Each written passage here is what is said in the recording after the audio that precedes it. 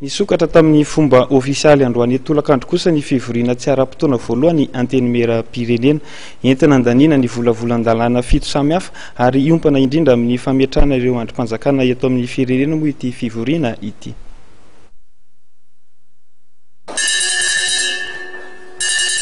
Volavolan-dalàna maromaro no entina hodiniany eo anivon'ny antenimera pirenena amin'ity fivoriana tsy ara-potoana nisokatra androany hariva ity.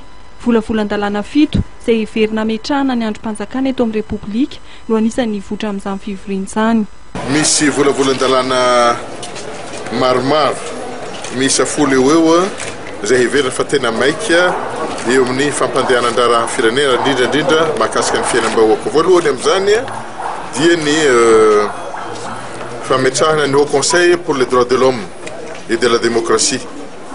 Zava-dehibe zany satria tsika manapirofo hatrany hatrany ary miezaka ny fitondrana izay misy mampiseho fa mandala ny demokrasia tsika ary toraka izany ihany koa ny amin'ny fandalana ny mahakasika ny zon'olombelona.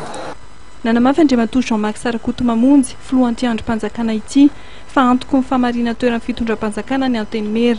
Famarina toerana izay takiany fanatanterahana ny asa fampandrosoana eto Madagasikara. Mbola veriko indray fa tompona andraikitra amin'ny stabilité na famarina toerana fitondrana izay misy ny ato amin'ny antenimera pirenena ary zay no mahatonga anay na dia misy aza ny tsy fitovian-kevitra dia heverina fa entina mampanakarena ny adihevitra ny fifandraisan-dahatra izay misy izany zavatra zany fa tsy hoe sanatrin'izany entina andeha ampisarabazana koa araka ny voalaza amin'ny 7/20 moa amin'ny lalam-panorenana dia miainga avy amin'ny tolo-kevitra avy aty amin'ny antenimera pirenena zany hoe ny groupe na parti politique izay manana ny maro anisan-drindra ato amin'ny antenimera pirenena no manolotra ny olona izay hatao premier ministre. Raha pitsalaribia fa 17 volana janoary 2024 no hanomboka ny asa eny anivon'ny antenimera pirenena.